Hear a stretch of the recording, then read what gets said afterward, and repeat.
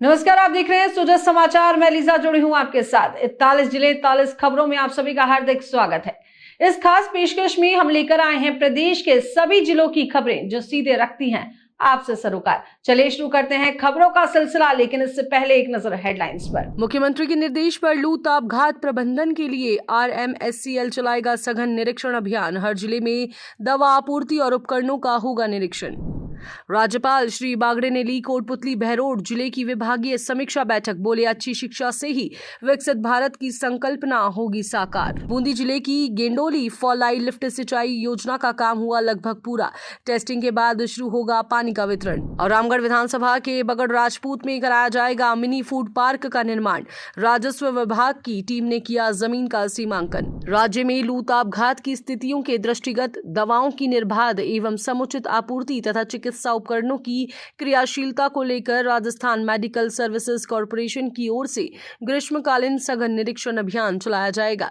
अभियान के लिए 27 टीमों का गठन किया गया है। आपको बता दें कि पिछले दिनों मुख्यमंत्री श्री भजनलाल शर्मा ने प्रदेश में लू ताप घात की स्थितियों में आमजन के स्वास्थ्य को लेकर पुख्ता प्रबंध सुनिश्चित करने के निर्देश दिए थे। इन निर्देशों की अनुपालना में चिकित्सा मंत्री श्री गजेंद्र सिंह खिंसर के मार्गदर्शन में चिकित्सा एवं स्वास्थ्य विभाग की ओर से लू ताप घात से बचाव एवं उपचार आदि के संबंध में जरूरी कदम उठाए जा रहे हैं। राज्यपाल श्री हरिभाऊ बागड़े ने निमराना में कोटपुतली बहरोड के जिला स्तरीय अधिकारियों के साथ विभागीय समीक्षा बैठक में संबंधित अधिकारियों को जरूरी दिशा निर्देश दिए। इस दौरान श्री बागड़े ने कहा कि अधिकारी सुनिश्चित करें कि प्रत्येक पात्र तक केंद्र व राज्य सरकार की कल्याणकारी योजनाओं का लाभ समयबद्ध रूप से पहुंचे और आमजन को अनावश्यक कार्यालयों के चक्कर नहीं लगाने पड़े।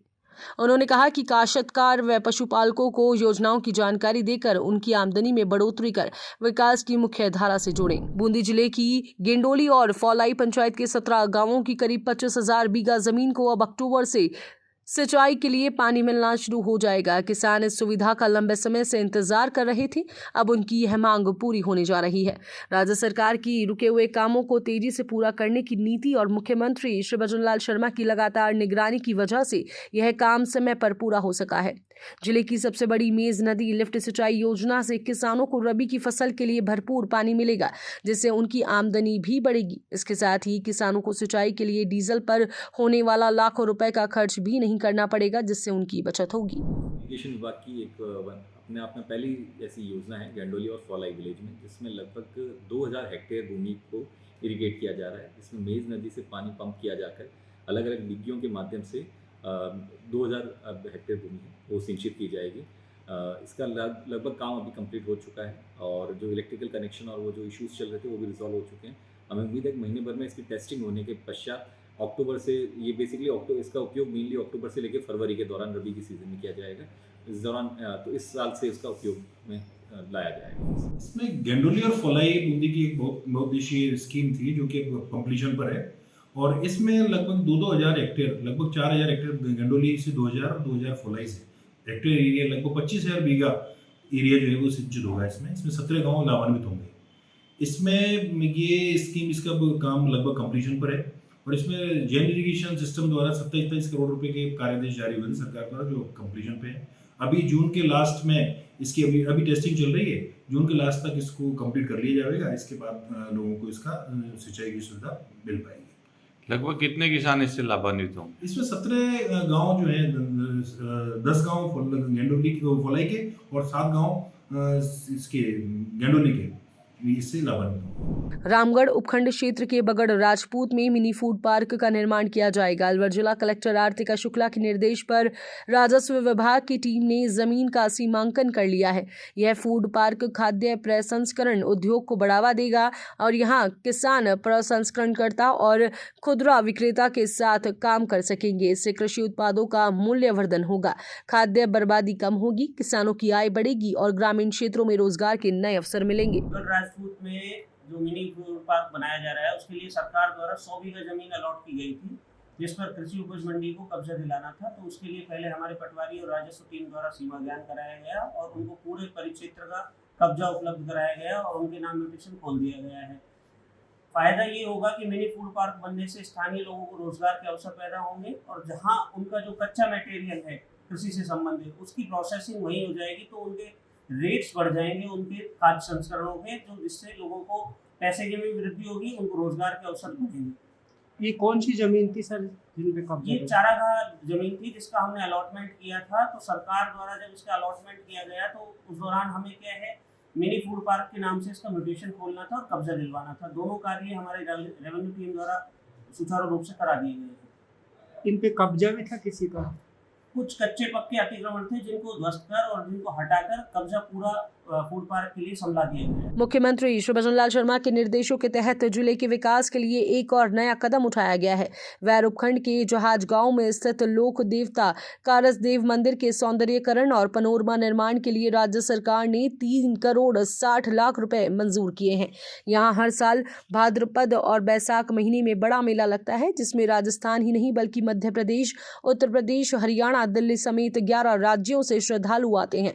सरकार ने धार्मिक पर्यटन को बढ़ावा देने और ऐतिहासिक व धार्मिक स्थलों को सहेजने के लिए कारसदेव मंदिर को भी इस योजना में शामिल किया है। बारां जिले के छबड़ा गुगोर रेलवे स्टेशन पर अमृत भारत स्टेशन योजना के तहत 21 करोड़ 20 लाख रुपए की लागत से विकास कार्य चल रहा है। इस योजना में स्टेशन को नया रूप दिया जा रहा है और आसपास का क्षेत्र भी बेहतर बनाया जा रहा है। यह योजना भारत सरकार ने रेलवे स्टेशनों को आधुनिक और सुविधाजनक बनाने के लिए शुरू की है। राजस्थान के 83 स्टेशनों को इस योजना में शामिल किया गया है, जिनमें छबड़ा गुगोर स्टेशन भी एक है। बयाना में जलदा विभाग ने 1 करोड़ रुपए की राशि मंजूर कर नई ट्यूबवेलें स्थापित की। अब गांव वासियों को फिर से आसानी से पीने का पानी मिल रहा है। जलदा विभाग के कनिष्ठ अभियंता श्री राजेश मीणा ने बताया कि बाढ़ के बाद गांवों में पानी की किल्लत हो गई थी, लेकिन विभाग ने तुरंत काम शुरू कर दिया है और कुछ ही दिनों में नई ट्यूबवेलें चालू कर दी जाएंगी।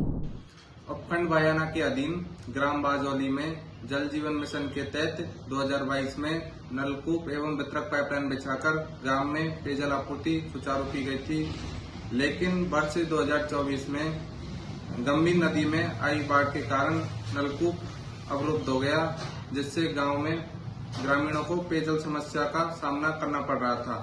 लेकिन राजस्थान के यशस्वी मुख्यमंत्री श्री भजनलाल शर्मा जी द्वारा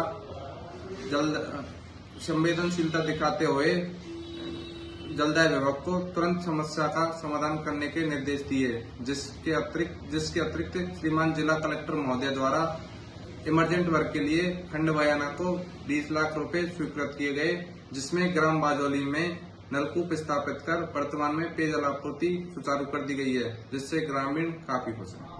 गंगापुर सिटी के मरीजों को डायलिसिस के लिए जयपुर या अन्य शहरों में अब नहीं जाना पड़ेगा। राज्य सरकार के सहयोग से जिला चिकित्सालय में अब सोमवार से हीमोडायलिसिस मशीन का संचालन शुरू कर दिया गया है। अब स्थानीय स्तर पर यह सुविधा उपलब्ध होने से गंगापुर सिटी और आसपास के गांवों के मरीजों को निःशुल्क स्वास्थ्य लाभ मिल सकेगा। बिल्कुल निश्चित रूप से जो किडनी गुर्दा रोग से ग्रसित मरीज हैं, जिनकी डायलिसिस के लिए लोगों को या तो जयपुर जाना पड़ता था या गंगापुर में प्राइवेट अस्पतालों में जो डायलिसिस करवा रहे थे, उनके लिए योजना मील का पत्थर साबित होगी, क्योंकि हमारे यहाँ पर निःशुल्क है। और कितनी मशीनें जो है वो यहाँ स्थापित की यहाँ गई पे हैं? पीपीपी मोड पे ये संचालित हुई है सरकार की तरफ से। 2 मशीनें हैं और 2 टेक्नीशियन संबंधित फर्म के द्वारा उपलब्ध कराए गए, जिनके द्वारा किडनी रोगियों का डायलिसिस किया जाता है। अब इसकी जो सुविधा है प्रतिदिन 24 घंटे रहेगी या कोई टाइम बाउंडेशन है वो निर्धारित है? ये सुविधा प्रतिदिन शुरू रहेगी और ये ओपीडी आवर्स में ही शुरू रहेगी। डायलिसिस का गांव में कल दिनांक 5/5 से चालू हो गया है और यहाँ मरीजों को बिल्कुल निःशुल्क डायलिसिस सुविधा उपलब्ध कराई जाती है। कितनी मशीनें हैं जो यहाँ पर? मशीनें हैं।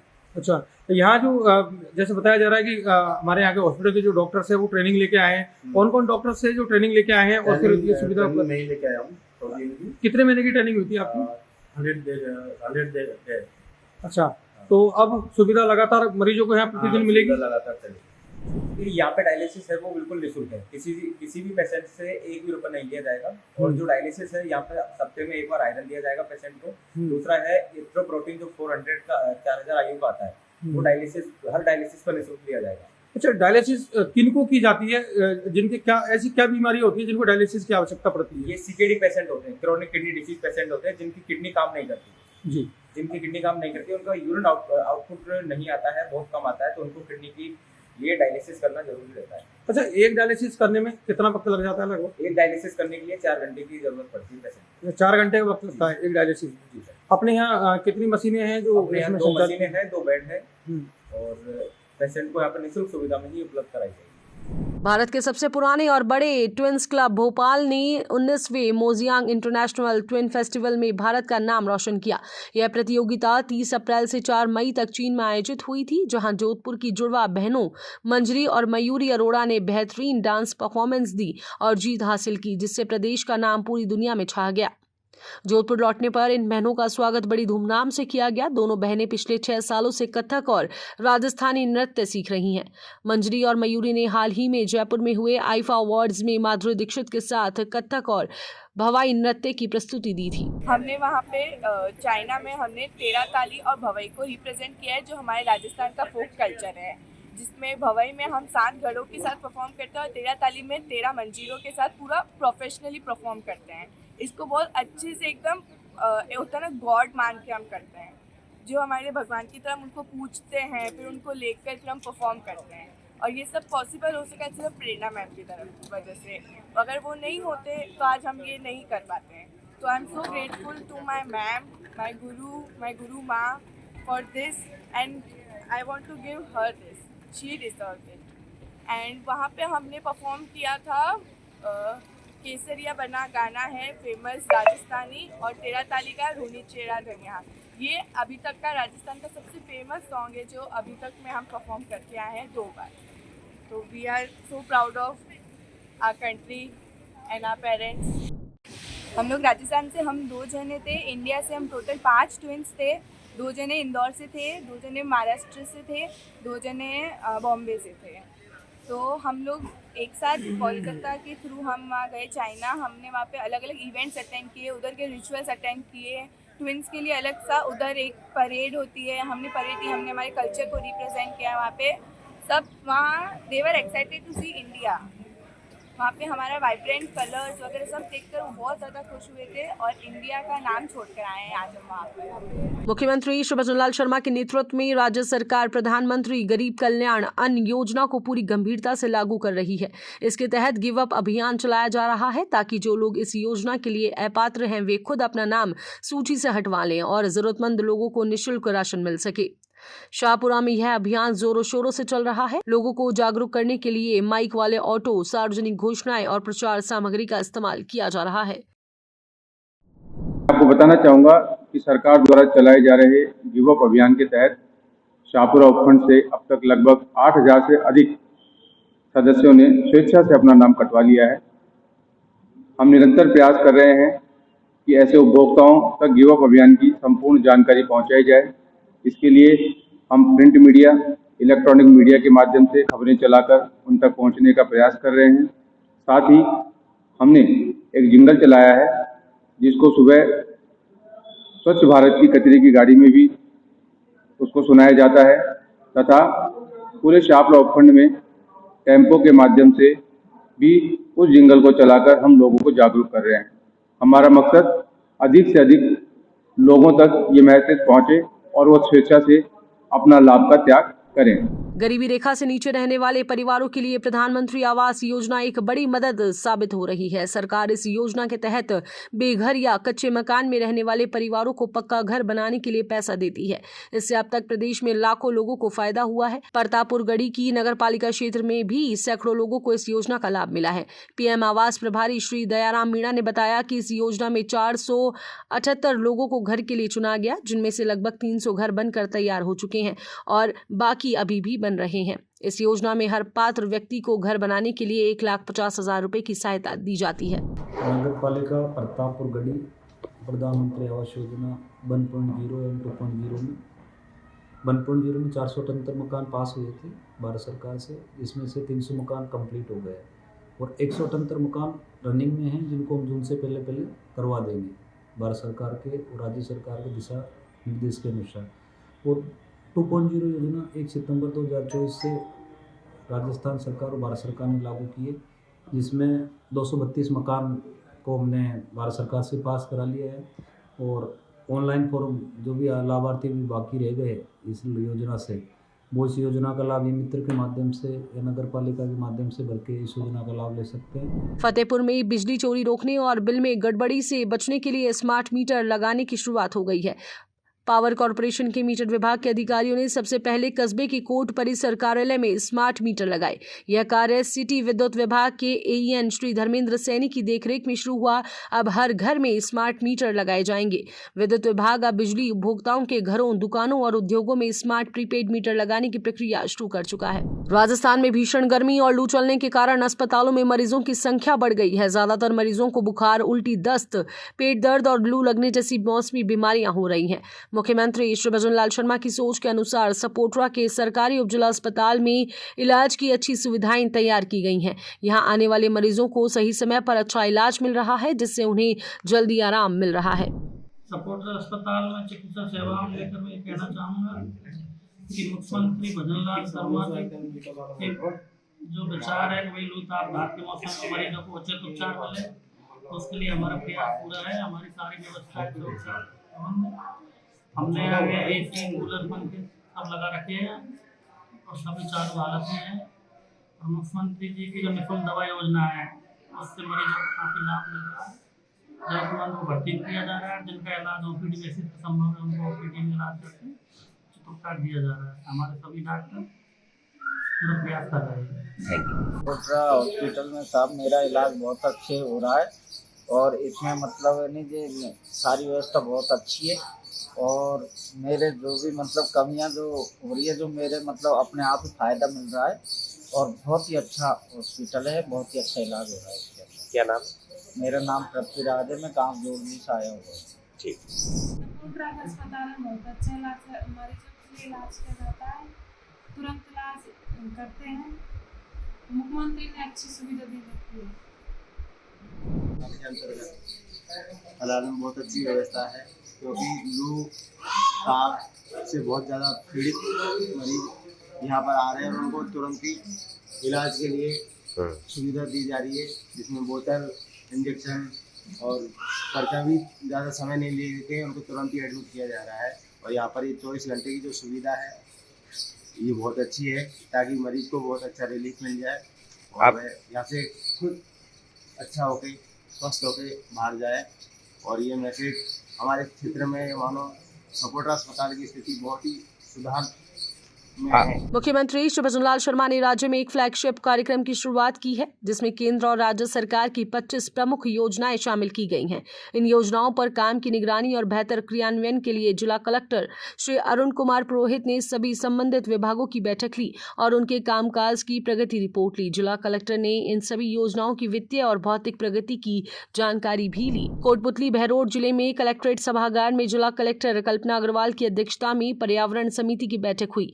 बैठक में इस बात पर चर्चा हुई कि राजस्थान को हरा भरा बनाने के लिए हरियालो राजस्थान मिशन और एक पेड़ मां के नाम अभियान के तहत जुलाई में आने वाले मानसून में बड़े पैमाने पर पेड़ लगाए जाएं।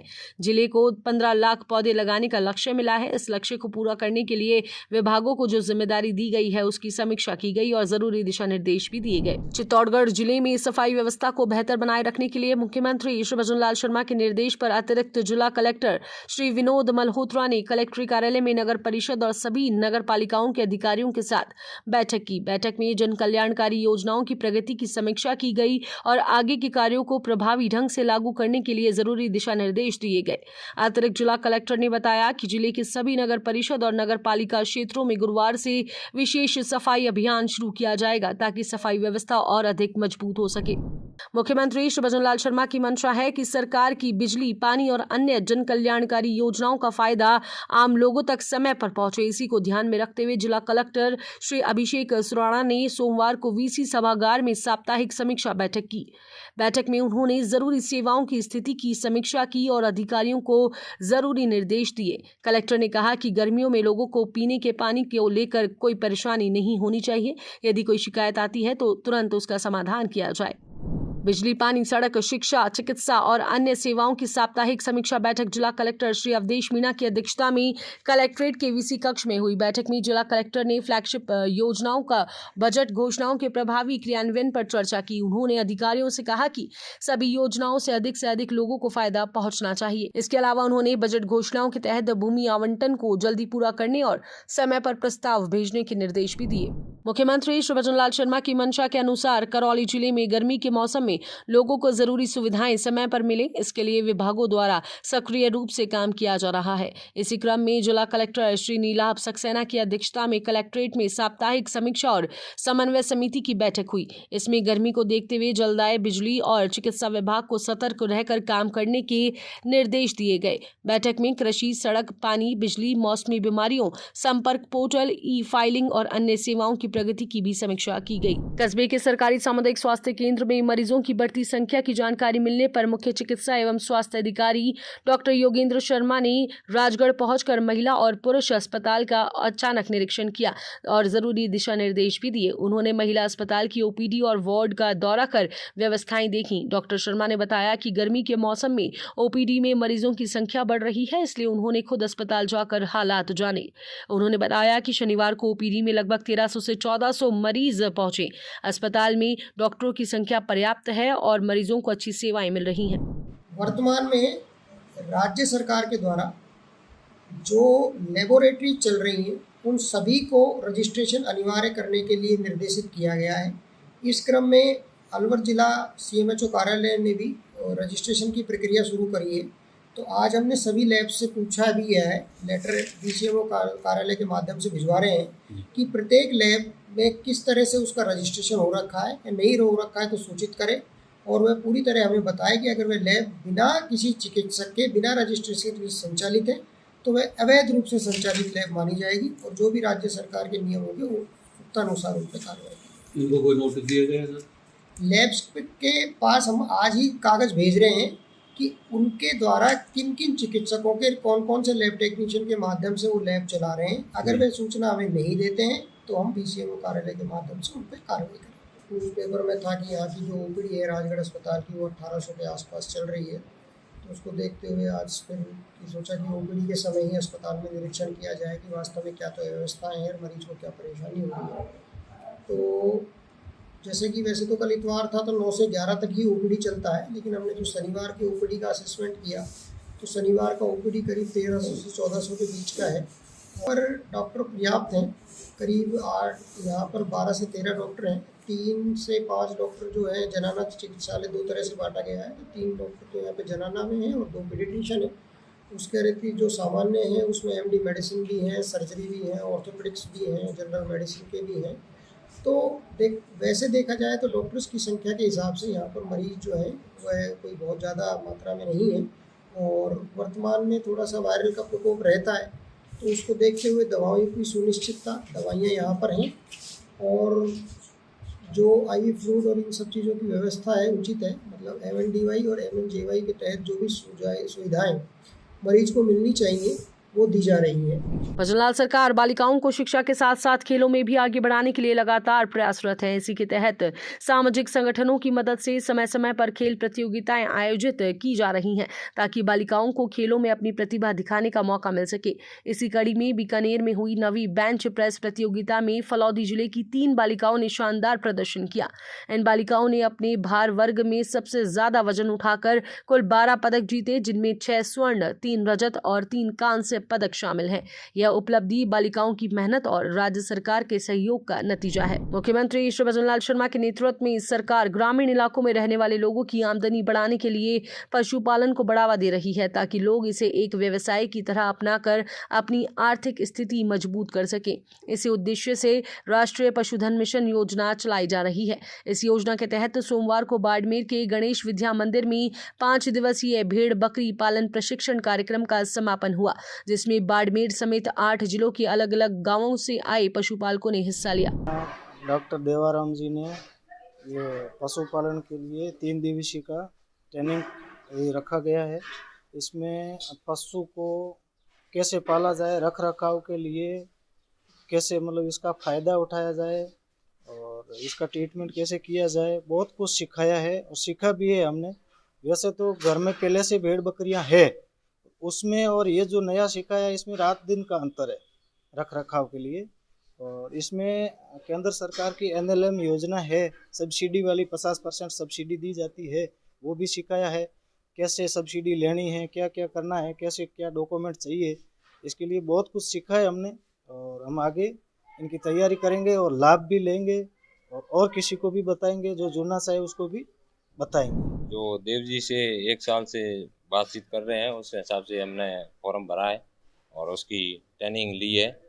देव जी ने जो पशुपालन में जो बड़े बड़े डॉक्टर आए उन्होंने बताया भी है, जो ये पशु पालने का कार्य बताया है, और जो फॉर्म में जो भी सब्सिडी के बारे में सब बताया है। पशु पालने का अच्छा कार्य है और देव जी भी कर रहे हैं, देव जी ने हमको बताया है। सर किस प्रकार से आज पशुपालकों को ट्रेनिंग दी गई? पशुपालकों को मतलब नई जागरूकता के तहत, तो आज से काफ़ी टाइम पहले जो पशु रखते थे वो एक क्रेज़ था, उसके बीच में बंद हो गया था, और अब लोगों को नई तकनीकी से पशुपालन की वैज्ञानिक तरीके से और अपने आजीविका की हिसाब से उनको देखते हैं, तो नए मॉडर्न तरीके से पशु की वैज्ञानिक तरीके से उनकी ट्रीटमेंट के तहत कैसे उनको रखा जाए, कैसे उनका इलाज किया जाए और कैसे उनसे आमदनी ली जाए, इस हिसाब का जो 3 दिन का ये प्रशिक्षण है वो दिया गया। इससे आर्थिक स्थिति तो बहुत अच्छी समृद्ध होगी, क्योंकि वैज्ञानिक तरीके से अगर पशुपालन का किया जाता है तो उसमें बहुत ही अच्छा फ़ायदा है। सरकार भी इसमें सब्सिडी दे रही है? हाँ, इस हिसाब से मतलब सरकार ने एक योजना निकाल रखी है, इसमें 50% सब्सिडी भी है। जैसे 100 भेड़ों को या बकरियों को जैसे फार्म रखेंगे, गोट फार्म, तो उस हिसाब से उसकी 50% सब्सिडी है, 100 बकरी से लेकर के 500 बकरी तक, और उसका जितना भी पैसा मिलता है उसका 50% सब्सिडी मिल जाती है। और ये देवाराम जी के गोड फोरम है झाक में, इनको फोरम को देख के हम मतलब सीखने के लिए आए थे। यहाँ 3 दिन की ट्रेनिंग थी और 3 दिन की ट्रेनिंग में मतलब पशु को कैसे रखना है, कैसे उनका ट्रीटमेंट करना है, कैसे उसका पालन करना है, कैसे उनकी साया की व्यवस्था करनी है, ये 3 दिन की ट्रेनिंग में सिखाया गया है। और पशुओं में कोई भी बीमारी हो उसके लिए क्या क्या उनको दवाई देनी है और कैसे उनको सहारा देना है, कितने टाइम में पानी पिलाना है, ये पूरी जानकारी दी गई है।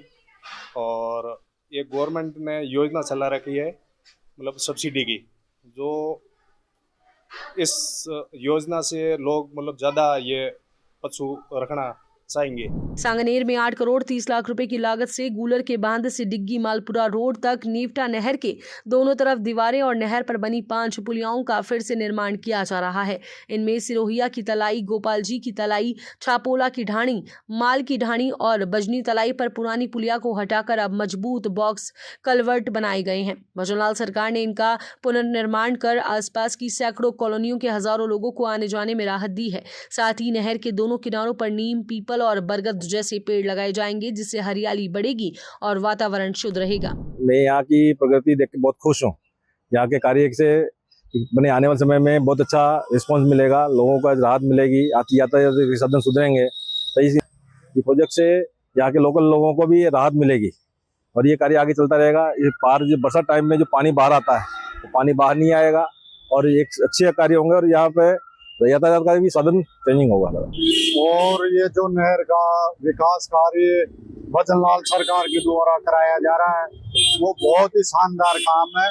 और ये दोनों तरफ से जो दीवारें बन रही है पत्थर की, वो अच्छा काम हो रहा है। इसमें आने जाने वाले लोगों के लिए भी जगह मिलेगी और आने वाले टाइम में बारिश आ रही है उससे भी जो ये पानी बाहर जाता था, लोगों के साधन फंस जाते थे, लोग फंस जाते थे, उससे लोगों को निजात मिलेगी।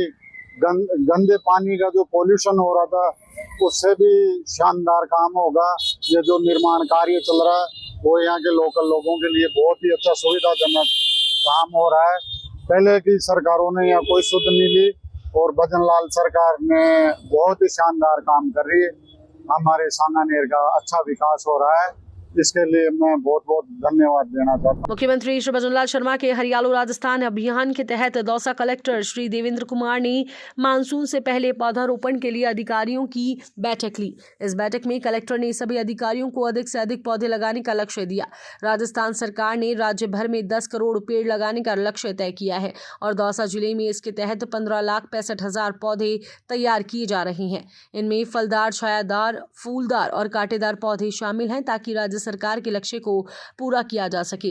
कलेक्टर श्री देवेंद्र कुमार ने अधिकारियों से कहा कि वे पौधारोपण के लिए उपयुक्त स्थानों का चयन अभी से कर लें ताकि मानसून के दौरान सही समय पर पौधारोपण किया जा सके। डीडवाना कुचामन जिला पुलिस अधीक्षक श्री हनुमान प्रसाद मीणा के निर्देश पर साइबर ठगी से बचाव के बारे में जागरूक करने के लिए एक बैठक का आयोजन किया गया। इसमें जिले के सभी पुलिस थाना क्षेत्रों के सरपंच, बैंक कर्मी और आम नागरिक शामिल हुए। बैठक में साइबर क्राइम से बचने के उपाय बताए गए और लोगों से सावधानी बरतने की अपील की गई। एडिशनल एसपी श्री नेमीचंद खारिया ने साइबर धोखाधड़ी के नए तरीकों के बारे में जानकारी दी और लोगों को यह समझाया कि साइबर ठगी से बचने के लिए क्या कुछ करना चाहिए और क्या कुछ नहीं करना चाहिए। बैंक कर्मचारियों ने भी नागरिकों को साइबर ठगी से बचने के तरीके बताए और उन्हें जागरूक किया। आज जो कुचामन इलाके में जितने भी बैंक जो इंस्टीट्यूट्स हैं उनके साथ, उनके कर्मचारियों के साथ और पुलिस की कोऑर्डिनेशन मीटिंग रखी गई थी, जिसमें उनके और हमारे विचार साझा किए गए थे। जो भी अवैध ट्रांजैक्शन में जो साइबर ठगी हो रही है उसको हम किस प्रकार पर कार्रवाई करते हैं, किस तरह लोगों में सूचना दें, इस संबंध में उनसे भी जानकारी ली और हमारे द्वारा भी हमें जो चाहिए उनको अवगत कराया गया। इसमें आम जनता को अपने पुलिस द्वारा क्या मैसेज देना चाहते हैं? आम जन को मेरा यही संदेश है कि सब इस मामले को लेकर जागरूक रहें कि जो भी अकाउंट खुलवाने जाए या आपका अकाउंट को आप ही यूज करें और आपके अकाउंट में कोई भी अवैध ट्रांजैक्शन होता है तो तुरंत बैंक और पुलिस को सूचित करें और किसी अपने अकाउंट को किसी भी दूसरे को यूज करने के लिए नहीं। भजनलाल सरकार ने श्री अन्नपूर्णा रसोई योजना शुरू की है, जिसका उद्देश्य गरीब और जरूरतमंद लोगों को सस्ते दामों पर खाना देना है। इस योजना के तहत लोगों को केवल 8 रुपए में भरपेट भोजन मिलता है। यह योजना खासकर दिन भर काम करने वाले मजदूरों और आर्थिक रूप से कमजोर लोगों के लिए फायदेमंद है। इस योजना से लोगों को पौष्टिक भोजन मिल रहा है, जिससे उनका स्वास्थ्य बेहतर हो रहा है। बाड़ी नगर पालिका के चेयरमैन प्रतिनिधि श्री होतम सिंह ने बताया कि यह योजना गरीब लोगों को सुरक्षा प्रदान करती है और यह सुनिश्चित करती है कि कोई भी व्यक्ति भूखा ना सोए। क्या नाम आपका? मेरा नाम राजेश सिंह, मैं अन्नपूर्णा रसोई का संचालक मतलब चलाता हूँ, कंप्यूटर ऑपरेटर। और इसमें करीबन डेली की सुबह शाम में 80, 70, 80, 90 समथिंग टोकन हो जाते हैं लोगों की। इसमें ये सरकार की बहुत बढ़िया योजना है। इससे ज़रूरतमंद लोगों को, गरीब लोगों को बहुत अच्छा खाना खाने को मिल रहा है कम पैसों में। बताएं। राजस्थान के अंदर श्रीमान मुख्यमंत्री भजनलाल शर्मा के नेतृत्व में हर व्यक्ति तक, चाहे किसान हो, मजदूर हो, युवा हो, और जो हमारा जो भजनलाल जी का जो सोच है, उनका विचार है कि पंक्ति के अंदर जो अंतिम व्यक्ति है उसको आगे लाने का, समान अधिकार देने का कार्य जो कर रही है वो भजनलाल सरकार कर रही है। इसके अंतर्गत कई प्रकार की योजना उन्होंने लागू कर रखी है, जिसमें एक योजना है अन्नपूर्णा योजना, अन्नपूर्णा रसोई योजना जिसको अपन कहते हैं, जिसके अंतर्गत गरीब, बेसहारा, भिक्षावृत्ति मांगने वाले व्यक्ति को बहुत कम पैसों में भोजन उपलब्ध करा करके उनका भरण पोषण हो सके, सुबह शाम उनको भोजन मिल सके। ऐसे 8 रुपए के थाली के हिसाब से उनको भोजन दिया जाता है, जिसमें सरकार की ओर से 22 रुपये का अनुदान प्रति व्यक्ति के हिसाब से दिया जाता है। इस प्रकार ये योजना के द्वारा, इसी योजना के द्वारा बहुत लोग लाभान्वित हुए हैं और मेरा यही विचार है कि आने वाले समय में इस योजना को वृहत रूप में आगे बढ़ाया जाए और अच्छे से लाभ प्राप्त हो सके। राजस्थान सरकार के पशुपालन विभाग द्वारा पशुपालकों के लिए कई योजनाएं चलाई जा रही हैं, जिनका लाभ पशुपालक ले रहे हैं। ब्लॉक मुख्य पशु चिकित्सा अधिकारी डॉक्टर संजीव कौशिक ने बताया कि 2024-25 के बजट में भजनलाल सरकार ने हमारे यहाँ रासलाना का पशु चिकित्सालय क्रमोन्नत किया है। उन्होंने बताया कि इस राजकीय पशु चिकित्सालय में पशुओं का इलाज, बधियाकरण और टीकाकरण पूरी तरह से निःशुल्क किया जाता है। कौशिक ने यह भी बताया कि भादरा क्षेत्र में पिछले कुछ सालों में पशुओं में कई बीमारियां फैली, जिससे हजारों पशुओं की मौत हो गई। इसको देखते हुए पूरे क्षेत्र में 100% वैक्सीनेशन करने का लक्ष्य तय किया गया है। अनेक योजनाएं पशुपालन विभाग की तरफ से चलाई जा रही हैं, जिससे कि पशुपालकों को लाभ मिलता है।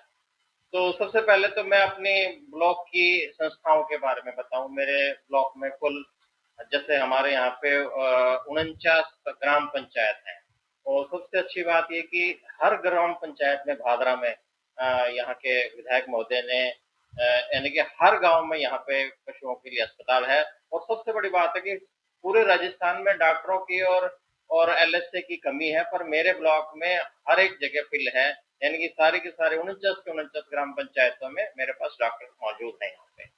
तो 29 में हमारे पशु चिकित्सालय उपकेंद्र है, तो उपकेंद्र में तो हमारा पशुधन सहायक होता है और जो हमारा चिकित्सालय होता है उसमें डॉक्टर मौजूद होता है। अब अपन बात करते हैं कि भाई क्या क्या योजनाएं सरकार की तरफ से नई चलाई गई हैं या क्या नवाचार हुआ है, क्या थोड़ा बहुत विकास हुआ। तो एक तो आपने शुरू में पूछा था, तो मैं बताऊं कि इस 2024-25 में हमारे यहाँ पे एक पशु चिकित्सा उपकेंद्र को क्रमोन्नत करके पशु चिकित्सालय बनाया, वो रासलाना करके है, पहले वो उपकेंद्र था, अब वहाँ पे पशु चिकित्सालय बन गया है। जो भी पशुओं का उपचार है और उनका बधियाकरण है और उनका टीकाकरण है वो तो चलती रहती है, पर मेरे ब्लॉक में पिछले 5-6 साल में अनेक प्रकार की कुछ गांव ऐसे हैं जहाँ पे बीमारियां काफी मात्रा में आई हैं, जैसे कि पहले लंपी का कहर आया था, उसके बाद कम से कम 5-6 मेरे गांव हैं जहाँ पे जैसे मुंसरी, निनाण, तुरतपुरा और गडड़ा, यहाँ पे काफी मात्रा में पशुओं की डेथ हुई थी। तो हमने सारी इन्वेस्टिगेशन कराई, तो उसमें मुंह खुर रोग के साथ एक अन्य बीमारी मिलकर भारी तबाही हुई थी। पिछले 5-6 सालों में अनेक बार यहाँ पे आउटब्रेक हुए, उसको हम आउटब्रेक बोलते हैं कि वे पशुओं में एक तरफ से और बहुत सारे पशुओं की मौत हो जाती है।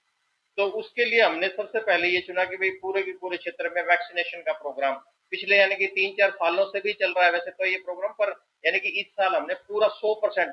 और आपको पीछे बता दूं कि ये जो मेरा ब्लॉक है इसको आशान्वित ब्लॉक के रूप में मेरा ये चयनित हुआ है भादरा, तो हम यहाँ पे 100% वैक्सीनेशन कर रहे हैं। भरतपुर में मुख्यमंत्री के निर्देश पर लोगों को बेहतर चिकित्सा सुविधा देने के लिए लगातार प्रयास किए जा रहे हैं। इसी कड़ी में राजकीय आयुर्वेद और योग प्राकृतिक चिकित्सा महाविद्यालय द्वारा 2 दिवसीय निःशुल्क योग और प्राकृतिक चिकित्सा शिविर आयोजित किया गया।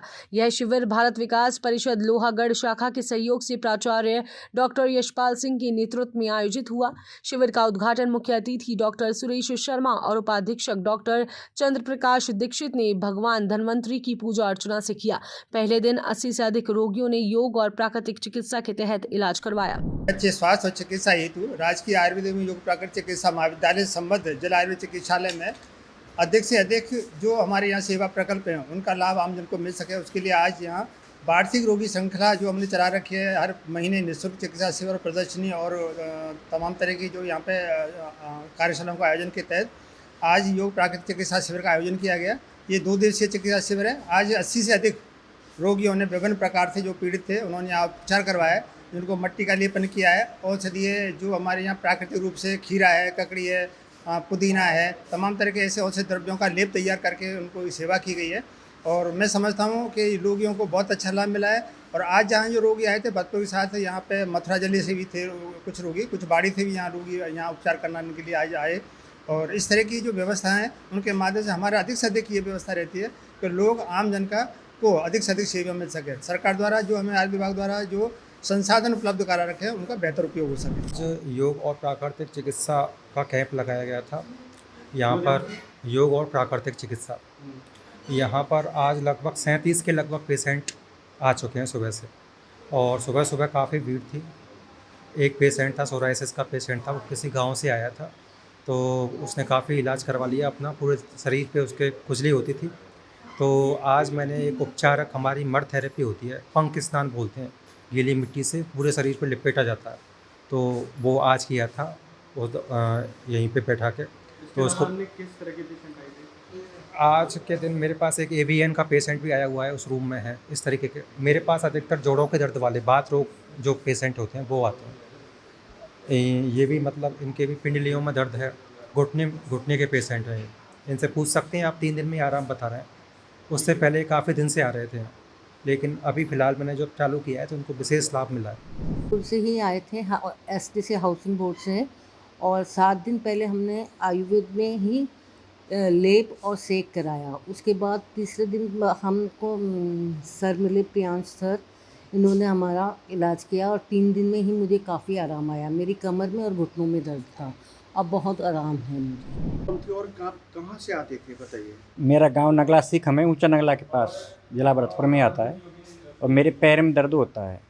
इसमें बताया है कि AVM की प्रॉब्लम है इसमें, तो मेरे को 5-6 दिन हो गए यहाँ, तो काफ़ी रिलीफ मिला है मेरे को इस दर्द में। इस हॉस्पिटल में आया था। कौन सा है ये? आयुर्वेदिक हॉस्पिटल है और इसमें निःशुल्क चिकित्सा चल रहा है मेरा। प्रॉब्लम थी घुटनों में, मतलब सर्दियों से विंटर से ही मेरे को प्रॉब्लम हो रही थी, मतलब सीढ़ी पे चढ़ रही थी, दर्द हो रहा था, बैठने उठने में बहुत दर्द हो रहा था। तो मैं डॉक्टर राजीव इनको दीक्षित को बहुत धन्यवाद देती हूँ। इन्होंने मुझे काफ़ी प्रेशर किया, आप वहाँ आइए हॉस्पिटल, वहाँ से ट्रीटमेंट होगा, बिल्कुल फ्री रहेगा और अच्छा रहेगा। तो इनके कहने अनुसार मैं यहाँ पे आई हूँ और मुझे काफ़ी पहले दिन से काफ़ी रिलीफ मिला है। उदयपुर जिला कलेक्टर श्री नमित मेहता ने सोमवार को डबोक स्थित सामुदायिक स्वास्थ्य केंद्र का अचानक निरीक्षण किया। उन्होंने अस्पताल की OPD, IPD, दवाओं की उपलब्धता, चिकित्सा स्टाफ की उपस्थिति और अस्पताल की व्यवस्थाओं की जांच की।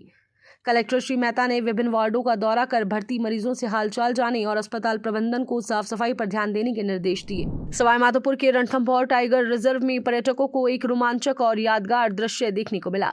यहां पार्क भ्रमण के दौरान जोन नंबर 2 में झालरा वन क्षेत्र में बाघिन रिद्धि के 2 शावकों को देखा गया। तभी एक शावक का सामना एक भालू से हो गया। भालू को सामने देख शावक भालू पर हमला करने दौड़ा। भालू ने भी अपनी रक्षा के लिए शावक के सामने खड़े होकर उसका सामना किया। फिर शावक कुछ समय के लिए रुक गया और बैठ गया। दोनों एक दूसरे को घूरते रहे और अंत में भालू को पीछे हटना पड़ा और वह वहां से चला गया। इस पूरे घटनाक्रम को पर्यटकों ने अपने कैमरे में कैद कर लिया। वन्यजीव विशेषज्ञों का कहना है कि भालू और बाघ का आमने सामने आना बहुत कम होता है। श्री सवाईमाधोपुर जिले के चौथका बरवाड़ा थाना पुलिस ने श्री शंकर लाल लांगरी की बेटी का मायरा भरकर मिसाल पेश की है। श्री शंकर लाल लांगरी 38 सालों से पुलिस के मैस में खाना बना रहे थे। इस दौरान पुलिसकर्मियों ने परिवार को 1,01,100 रुपए की नगद राशि दी, साथ ही उपहार और कपड़े भी दिए। शादी समारोह में पुलिसकर्मियों के इस काम की काफी सराहना की गई और उन्हें तिलक लगाकर सम्मानित भी किया गया। सरदार शहर के राजकीय उपजिला अस्पताल में मुख्यमंत्री आयुष्मान आरोग्य योजना के तहत मरीजों का इलाज पूरी तरह से निःशुल्क हो रहा है, जिसमें बड़े ऑपरेशन भी शामिल हैं। इस योजना के तहत ENT रोग विशेषज्ञ डॉक्टर लोकेंद्र सिंह राठौड़ ने 25 वर्षीय महिला की थायराइड की गांठ का सफल ऑपरेशन किया। ऑपरेशन के बाद अब महिला पूरी तरह से स्वस्थ है। ना तो ऑपरेशन और ना ही जांच और दवाइयों की महिला से कोई पैसे नहीं लिए गए।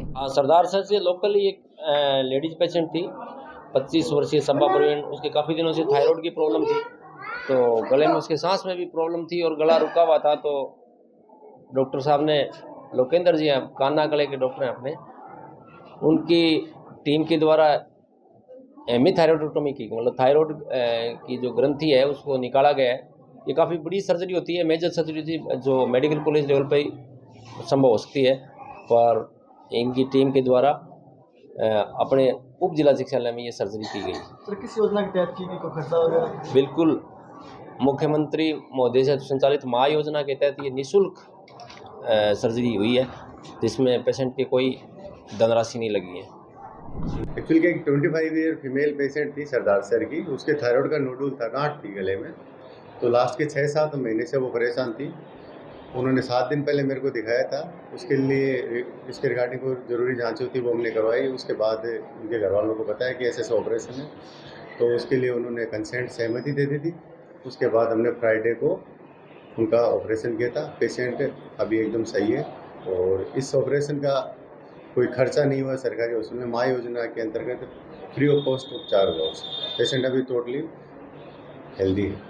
सर, कितना खर्चा लगता है प्राइवेट हॉस्पिटल? प्राइवेट में 70-80 हज़ार रुपये के समथिंग अपन मान के चल सकते हैं, लग जाते हैं। किस तरह की योजना है सर? माँ योजना है, मुख्यमंत्री आयुष्मान आरोग्य योजना बहुत अच्छी योजना है और गरीब कल्याण के लिए मुख्यमंत्री जी की तरफ से बनाई योजना बहुत अच्छी योजना। क्या अपील करेंगे सर? मैं सभी क्षेत्रवासियों से ये निवेदन करूंगा कि अभी आप अपने राजकीय उपजिला चिकित्सालय में ENT रिलेटेड सभी ऑपरेशन, बड़े से बड़े जो जनरली मेडिकल कॉलेज लेवल पे होते थे, वो ये ऑपरेशन यहाँ हो रहे हैं। पेशेंट फ्री ऑफ कॉस्ट उनका ट्रीटमेंट हो रहा है और पेशेंट सभी निरोगी होकर जा रहे हैं। दीदी को पिछले 6 महीने से ना गले में गांठ थी थायराइड की, तो हमने सीकर भी दिखाया, जयपुर भी दिखाया। पहले तो हम सरदार शहर के ही है, बट ट्रस्ट ही नहीं था कि यहाँ पर ऑपरेशन हो सकता है। हमने जयपुर में भी बात की डॉक्टर से, देन सीकर में बात की, देन डॉक्टर साहब को पता चला, इनकी न्यूज़ सुनी कि इन्होंने सक्सेसफुल एक कैंसर की गांठ है वो निकाली थी। तो इनसे बातचीत की, इन्होंने बोला कि कोई दिक्कत नहीं है, मैं कर दूंगा। और हम यहाँ पर सरदार शहर के सरकारी जो हॉस्पिटल है वहाँ पर आए, इन्होंने पूरा साथ दिया हमारा, और लाइक निःशुल्क हुआ है ऑपरेशन हमारा बिल्कुल। और दीदी भी एकदम सही है, दीदी का आज तीसरा चौथा दिन है, उनकी तबीयत भी ठीक है और डॉक्टर साहब ने ऑपरेशन एकदम सक्सेसफुल किया। क्या कहेंगे आप? ठीक हूँ एकदम। क्या दिक्कत थी आपको? थायराइड की गांठ थी। कितने महीने से थी? 6 महीने से। अब कैसा लग रहा है यहाँ पे? बिल्कुल ठीक लग रहा है। कैसा इलाज हुआ है यहाँ पे? बहुत अच्छा। डॉक्टर साहब कैसे हैं यहाँ पर, व्यवस्थाएं कैसी है? बहुत अच्छे हैं डॉक्टर साहब, योजना भी बहुत अच्छी है। कुछ दिनों से देख रहे हैं कि बड़े बड़े चाहे कैंसर के ऑपरेशन हो या और भी बड़े बड़े ऑपरेशन हैं, वो अपने सरकारी अस्पताल में हो रहे हैं। उसमें मुख्यमंत्री योजना के अंतर्गत जैसे कैंसर का ऑपरेशन सुनने में आया, कल ही हुआ है अपने अस्पताल में, और अपने भजनलाल सरकार पीएम फंड के भी जो ऑपरेशन हो रहे हैं, इसके अंदर मुख्यमंत्री आयुष्मान आरोग्य योजना के अंतर्गत भी बहुत सारे ऑपरेशन 25 लाख रुपए तक के निःशुल्क इलाज अपने उप जिला अस्पताल में यहाँ सरदार शहर में हो रहे हैं। ये बड़ी खुशी की बात अपने लिए, और धीरे धीरे इस अस्पताल में सुविधाएं बढ़ रही है। मुख्यमंत्री श्री भजनलाल शर्मा प्रदेश के लोगों को बेहतर स्वास्थ्य सेवाएं देने के लिए लगातार प्रयास कर रहे हैं। इसी के तहत लूणी CHC में आयुर्वेद चिकित्सालय शुरू किया गया, जहां लोगों को बेहतर चिकित्सा सुविधाएं दी जा रही हैं। यहां आने वाले सभी मरीजों का आयुर्वेद दवाओं से इलाज जारी है। वरिष्ठ चिकित्सा अधिकारी डॉक्टर अर्जुन सिंह चारण ने बताया कि इस केंद्र पर मरीजों का आयुर्वेदिक पद्धति से इलाज किया जा रहा है। गर्मी का मौसम प्रारंभ हो चुका है। इसमें इसको आदान काल बोलते हैं। इस मौसम को आदान काल में शरीर का जलयांश सूर्य की तीक्ष्ण किरणों की वजह से अवशोषित होता है, जिसकी वजह से हर व्यक्ति थोड़ी दुर्बलता का महसूस करता है। ऐसे मौसम में कुछ बीमारियां होती है, जिसमें प्रमुख है आतपघात, जिसको सन स्ट्रोक बोलते हैं। सन स्ट्रोक में व्यक्ति का तापमान अत्यधिक हो जाता है, रक्त भार गिर जाता है, बेचैनी महसूस होती है, और यहाँ तक कि समय पर अगर उपचार नहीं हो तो बेहोशी तक भी हो जाती है। तो ऐसे मौसम में ये लू आतपघात से बचने के लिए क्या करना चाहिए, अपन को क्या क्या सावधानियां बरतनी चाहिए ताकि इस तरह की बीमारी नहीं हो, इस तरह की समस्याएं पैदा नहीं हो। इसके लिए हर व्यक्ति को गर्मी के मौसम में घर से बाहर निकलने से पहले जहां तक हो सके श्वेत वस्त्र पहने, ढीले वस्त्र पहने, और पानी का उपयोग अधिकतम किया जाए। पर्याप्त मात्रा में जल ग्रहण करके ही घर से बाहर निकलें। छत्ते का प्रयोग करें, और अगर सावधानी के बावजूद भी इस तरह की समस्याएं हो जाती है, जैसे सन स्ट्रोक हो जाता है, आतपघात हो जाता है, पेट की बीमारी भी इस मौसम में हो जाती है, बुखार भी इस मौसम में आ जाता है। पेट की बीमारी का कारण यह है कि इस मौसम के अंदर शरीर की जो अग्नि होती है वो कम होती है। तो ऐसे मौसम में भोजन का जो ग्रहण करना का तरीका होता है वो ये होता है कि इस मौसम के अंदर कम मात्रा में भोजन करें, पौष्टिक भोजन लें। भोजन के अंदर कार्बोहाइड्रेट, विटामिन की मात्रा भी पर्याप्त होनी चाहिए, परंतु जो भोजन के अंदर मिर्ची, नमक, तेल कम से कम प्रयोग करना चाहिए। मुख्यमंत्री श्री भजनलाल शर्मा के निर्देश पर ग्रामीण क्षेत्रों के विकास कार्यों का जायजा लेने के लिए EGS आयुक्त पुष्पा सत्यानी ग्राम पंचायत बामनवाली पहुंची। उन्होंने पंचायत भवन और गांव में चल रहे अन्य विकास कार्यों का निरीक्षण किया। निरीक्षण के दौरान उन्होंने इन कार्यों को अच्छी तरह से देखा और इन पर सकारात्मक प्रतिक्रिया जाहिर की। उनका कहना था कि बामनवाली पंचायत में विकास के काम अच्छे तरीके से हो रहे हैं। बीकानेर की जिला कलेक्टर श्रीमती नम्रता वृष्णी की अध्यक्षता में कलेक्ट्रेट में एक बैठक हुई। इसमें अलग अलग विभागों और बजट घोषणाओं की समीक्षा की गई। कलेक्टर ने अधिकारियों को बजट से जुड़े काम जल्दी पूरा करने के निर्देश दिए। साथ ही उन्होंने कहा कि जनता की शिकायतों का समाधान अब 30 दिन की बजाय 15 दिन में करना होगा। बैठक में यह भी तय किया गया कि अगर किसी सरकारी अस्पताल में बच्चे के जन्म के बाद परिवार से जन्म प्रमाण पत्र का फॉर्म नहीं भरवाया गया और उसे ऑनलाइन अपलोड नहीं किया गया तो उस अस्पताल पर जुर्माना लगाया जाएगा। शुद्ध आहार मिलावट पर वार की समीक्षा करते हुए कलेक्टर ने कहा कि हर सैंपल की जांच होनी चाहिए और अगर उसमें मिलावट मिले तो सख्त कार्रवाई खुदाई की जाए। मुख्यमंत्री श्री भजनलाल शर्मा की संवेदनशीलता, समझदारी और दूरदर्शी सोच के कारण शुरू किया गया रास्ता खोलो अभियान लोगों के लिए बेहद मददगार साबित हो रहा है। लंबे समय से बंद पड़े खेतों के रास्ते अब खुलने लगे हैं, जिससे लोगों को बड़ी राहत मिली है। पहले इन रास्तों पर अतिक्रमण हो गया था, जिससे आम लोगों और किसानों को काफी परेशानियों का सामना करना पड़ता था। तहसीलदार श्री हरीश कुमार टाक की मौजूदगी में फिर कामड़िया गाँव में करीब 50 साल पुराना रास्ता दोबारा खोला गया। इससे गाँव के लोगों और किसानों को काफी फायदा मिलेगा। राज्य सरकार द्वारा रास्ता खोलो अभियान चलाया जा रहा है और इसी में श्रीमान जिला कलेक्टर महोदय ने भी वीसी के माध्यम से बार बार रास्ता खुलवाने हेतु दिशा निर्देश दिए हैं। तो इसी के अंतर्गत हमारे टिब्बी तहसील में 37 रास्ते हमने खुलवाए हैं और लगभग पूरी तहसील में रास्ते खुलवाने का अभियान जोरों शोरों से चल रहा है। इसी के अंतर्गत आज हम गांव पीर कामड़िया में मौजूद है, जहां एक बहुत ही पुराना तकरीबन 50 साल पुराना जो रास्ता है वो खुलवाया गया है। तो ये आप देख रहे हैं मेरे पीछे जो ये 1 मुरब्बा की दूरी में सीधा है, ये रास्ता खुलाया है और फिर ये जो इधर पूरे गांव को जोड़ रहा है। तो ये 25 फीट लंबा 25 फीट चौड़ा और लगभग 1 किलोमीटर लंबा रास्ता ये खुलवाया गया। आगे जो है ये नहर है और नहर के आगे मेन रोड है, तो मेन रोड से भी इसकी कनेक्टिविटी हो जाएगी। इससे किसानों को लाभ मिलेगा।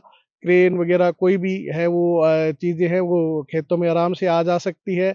और दूसरा, इसके आगे पीएचसी हॉस्पिटल का निर्माण हो रहा है, तो इस हॉस्पिटल तक की कनेक्टिविटी भी हो जाएगी और इधर शहर की ओर जाने के लिए एक अलग रास्ता बन गया है। तो इसमें पूरी रेवेन्यू टीम ने प्रयास किए, तो इस तरह से यह रास्ता खुल गया है।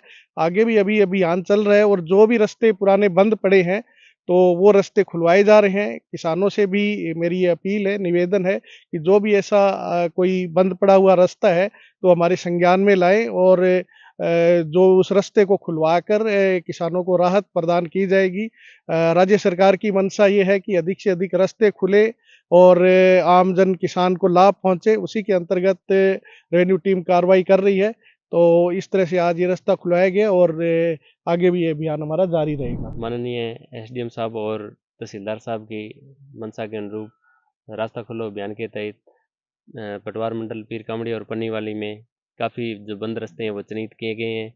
उनमें से एक रास्ता करीबन जो 50 सालों से बंद था यह खुलवाया गया है और आगे 2-4 रास्ते और चिन्हित है, वो भी माननीय तहसीलदार साहब और एसडीएम साहब के दिशा निर्देशन में खुलवाए जाएंगे। तहसीलदार जी और एसडीएम साहब के दिशा निर्देश अनुसार राजस्थान में रास्ता खोलो अभियान के तहत ग्राम पटवार मंडल सालीवाला बी में 5 रास्ते मंजूरशुदा खुल चुके हैं। आगे भी चिन्हित करके उनको खोला जाएगा, जिससे किसानों को ज़्यादा से ज़्यादा लाभ मिलेगा और जो प्रभावित किसान है वो अपने ज़मीन तक आसानी से उसकी पहुँच सुचारू रूप से अच्छी हो जाएगी।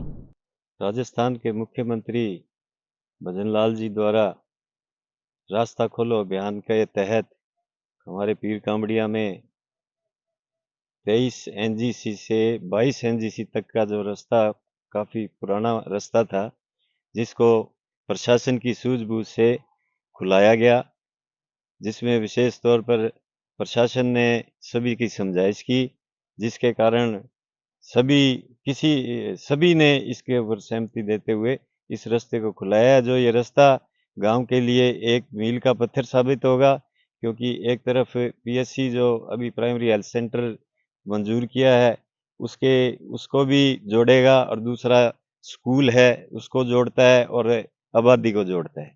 ये इसके लिए मैं प्रशासन का बहुत आभारी हूँ और हमारा गांव पूरा आपके प्रति आभारी है, जो आपने ये ऐसा पुराना रास्ता जो खुलवाया है, जिससे ग्रामवासियों को बहुत फ़ायदा होगा और किसानों को भी बहुत भरपूर फ़ायदा होगा। अभियान चलाया गया मुख्यमंत्री द्वारा, उसमें से हमारा 1.5 मरबे का 25 फुट का रास्ता बंद था। इसके लिए हम 7-8 किसान प्रभावित थे और तहसीलदार जी ने हमारा वो रास्ता खुलवाया पटवारी जी से लग कर और हम उससे बहुत खुश हैं।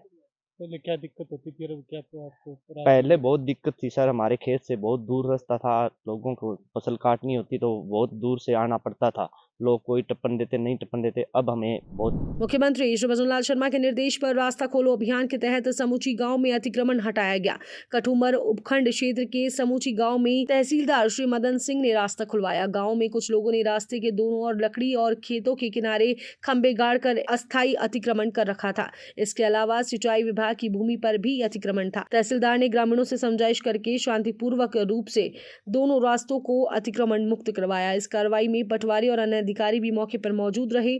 गाँव के लोगों ने मुख्यमंत्री श्री भजन लाल शर्मा और प्रशासन का आभार व्यक्त किया है। गिरवाना के कुचामन शहर में अतिक्रमण को हटाने के लिए प्रशासन ने सख्त कार्रवाई की। कुचामन के एसडीएम श्री सुनील कुमार ने शहर में बढ़ते अतिक्रमण पर चिंता जताई थी और नगर परिषद को निर्देश दिए थे। इस समस्या को हल करने के लिए नगर परिषद के आयुक्त श्री देवीलाल चौधरी के निर्देश पर नगर परिषद के एएसआई श्री राजेंद्र गोयर के नेतृत्व में अतिक्रमण हटाने का अभियान शुरू किया गया। डूंगरपुर जिले में पुलिस ने अवैध रूप से रह रहे बाहरी लोगों को ढूंढने के लिए सर्च अभियान शुरू किया है। इस अभियान के तहत पुलिस की टीमें शहर से लेकर गांवों तक जाकर ऐसे लोगों की जांच कर रही है। अब तक पुलिस ने 350 बाहरी लोगों का वेरिफिकेशन कर लिया है। इसके अलावा पुलिस उनके मोबाइल, पैसे के लेन देन और दूसरे तरीकों से भी उनकी गतिविधियों पर नजर बनाए हुए है। बिल्कुल, जैसा कि जिले भर में अवैध प्रवासियों के लिए और स्पेशली बांग्लादेशी या बाहर के जो भी व्यक्ति यहाँ रह रहे हैं जिले भर में, उनको वेरीफाई करने का और वेरीफाई करके जो भी संदिग्ध या इलीगल रूप से यहाँ रह रहे हैं वो पाए जाते हैं तो उसमें अग्रिम कार्रवाई करने का एक अभियान जिले भर में चलाया जा रहा है, जिसके तहत पूरे जिले भर में करीब 350 व्यक्तियों को अब तक वेरीफाई किया जा चुका है। कुछ को और गहनता से उनके ट्रांजैक्शन डिटेल्स और विभिन्न माध्यमों से उन्हें ट्रैक करके आगे भी उसमें जांच की जा रही है और ये अभियान आगे भी जारी रहेगा। और जो भी बाहर से यहाँ रह रहे हैं, कोई भी अगर संदिग्ध पाया जाता है तो उसकी आगे कार्रवाई की जाएगी। जिला कलेक्टर श्री उत्सव कौशल की अध्यक्षता में पंचायत समिति सभागार में अधिकारियों की बैठक हुई। इस बैठक में उन्होंने जिले में बिजली, पानी और स्वास्थ्य सेवाओं की स्थिति की समीक्षा की और सभी विभागों को जरूरी दिशा निर्देश दिए। गर्मी के मौसम को देखते हुए उन्होंने पेयजल, बिजली और स्वास्थ्य सेवाओं पर खास ध्यान देने को कहा। साथ ही उन्होंने राज्य सरकार की प्रमुख योजनाओं और विभागों के कामों की प्रगति की समीक्षा की और उन्हें समय पर पूरा करने के निर्देश दिए। पहलगाम हमले के बाद प्रधानमंत्री श्री नरेंद्र मोदी और मुख्यमंत्री श्री भजन लाल शर्मा के निर्देश के तहत सुरक्षा व्यवस्था मजबूत करने के लिए काम शुरू हो गया है। नागरिक सुरक्षा टीम ने लोगों की सुरक्षा के लिए जरूरी कदम उठाने शुरू कर दिए हैं। भारत पाकिस्तान के बीच बढ़ते तनाव को देखते हुए गृह मंत्रालय ने सीमावर्ती इलाकों में मॉक ड्रिल कराने का आदेश दिया है। इसी के तहत जोधपुर शहर के 18 स्थानों पर लगे इलेक्ट्रिक सायरनों की जांच की गई है। जिला कलेक्टर श्री गौरव अग्रवाल ने बताया कि मॉक ड्रिल के दौरान लोगों को सुरक्षा के तरीके बताए जाएंगे।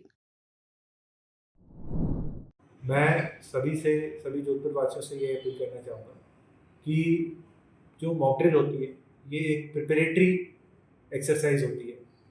इसका मतलब ये कतई नहीं है कि अपने को कोई पैनिक होना है या कुछ होना है, लेकिन ये प्रिपरेटरी एक्सरसाइज होती है जिसका अर्थ ये है कि यदि इन केस कभी अपने को इस तरह के सायरन, एयर सायरन या एयर रेड्स होती हैं, कोई एयर सायरन सुनाई देते हैं, तो अपने परिवार की, अपने आसपास वालों की जान की रक्षा किस प्रकार से करनी है।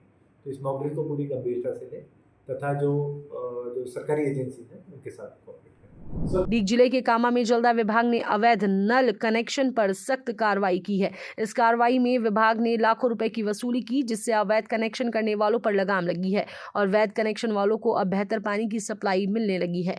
यह कार्रवाई राजस्थान सरकार द्वारा चलाए जा रहे अभियान के तहत की गई, जिससे आम लोगों को काफी राहत मिली है। मुख्यमंत्री श्री भजन लाल एवं राजस्थान सरकार द्वारा विगत माह में अवैध जल संबंधों को काटने एवं नियमित करने का अभियान चलाया, जिसमें जन स्वास्थ्य अभियांत्रिकी विभाग उपखंड कामा द्वारा कामा के किशोरी पायसा एवं गयाकुंड मोहल्ला एवं रामजी गेट मोहल्ला में 23 अवैध जल संबंधों को काटा गया, क्योंकि विभाग चाहता है कि टेल एंड तक नियमित उपभोक्ताओं को पेयजल उपलब्ध हो सके। अब तक अवैध जल संबंधों से नियमित करने पर 1,87,363 रुपये वसूल किए जा चुके हैं और आगे भी ये अभियान के तहत इलीगल कनेक्शनों को नियमित किया जा सके, ताकि आम उपभोक्ता को पेयजल आसानी से सुलभ हो सके। प्रयास जारी रहेगा। मुख्यमंत्री श्री भजनलाल शर्मा की सोच के अनुसार कृषि विभाग किसानों को कार्यशालाओं के जरिए जागरूक कर रहा है। इससे डीडवाना जिले में रबी की फसल की कटाई के बाद किसान खेतों की गहरी जुताई कर रहे हैं, ताकि बरसात के बाद खरीफ की फसलें जैसे ज्वार, बाजरा, मूंग, मोठ, तिल, मूंगफली आदि बोई जा सके। कृषि विशेषज्ञों का कहना है कि गर्मी में खेतों की गहरी जुताई करने से फसल में कीड़े और खरपतवार कम होते हैं और जमीन की ताकत भी बढ़ती है। गेहूं के खेत खाली होने के बाद में किसान खाली खेतों में मिट्टी पलटने वाले हल से गहरी जुताई कर रहे हैं। इस गहरी जुताई से जो फसलों के दुश्मन कीड़े मकोड़े और उनके अंडे हैं वह ऊपर आकर गर्मी में नष्ट हो जाते हैं। वहीं जो गहरी जुताई करने से जो फसलों के अवशेष है वह भी दबकर उसकी भी अच्छी खाद बन जाती है। इसके साथ ही गहरी जुताई करने से बारिश का पानी मिट्टी सोखने में क्षमता अधिक बढ़ जाती है खेत की। इससे खेत में नमी रहती है, इससे फसलें स्वस्थ और अच्छी पैदावार होती है। यही कारण है कि किसान बैसाख के महीने में गर्मी के दिनों में अपने खेतों की गहरी जुताई करके छोड़ते हैं। यही सलाह कृषि विभाग के अधिकारी भी देते हैं। मुख्यमंत्री श्री भजनलाल शर्मा के भ्रष्टाचार के खिलाफ सख्त नीति के चलते नदबई क्षेत्र में राज्य सरकार द्वारा चलाए जा रहे गिव अप अभियान के तहत अपात्र लोगों को खाद्य सुरक्षा योजना से बाहर किया जा रहा है। इस अभियान की शुरुआत नदबई पंचायत समिति सभागार में हुई, जहां राशन डीलरों की बैठक रखी गई। बैठक में रसद अधिकारी श्री नीरज वर्मा ने बताया कि जो लोग इस योजना के लिए योग्य नहीं है उन्हें सूची से हटाया जाएगा। अगर 31 मई तक ऐसे लोगों का नाम नहीं हटाया गया तो उनसे लिया गया राशन वापस वसूला जाएगा। माननीय मुख्यमंत्री जी के आदेश से खाद्य विभाग द्वारा गिव अप अभियान चलाया जा रहा है। गिव अप अभियान के अंतर्गत अपात्रों को चिन्हित करके खाद्य सुरक्षा से हटाया जा रहा है। इनके हटाने के बाद में पात्रों को खाद्य विभाग की तरफ से खाद्य सुरक्षा का लाभ मुहैया कराया जाएगा। अभी के लिए लेंगे आपसे इजाजत, फिर होगी आपसे मुलाकात। तब तक के लिए नमस्कार।